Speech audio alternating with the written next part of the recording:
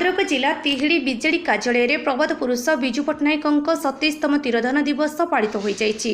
एही अवसर में ब्लॉक सभापति रघुनाथ पंडा सभापतित्व एक सभा अनुष्ठित होइथिला।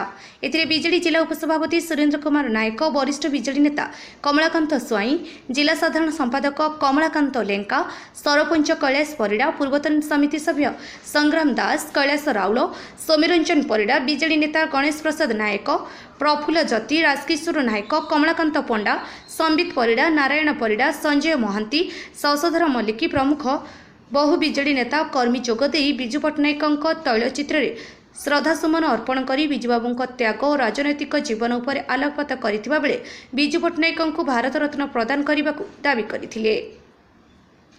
भद्रक तिहिड़ीରୁ विभूति भूषण ग्रहछाजଙ୍କ रिपोर्ट अपराह्न लाइव।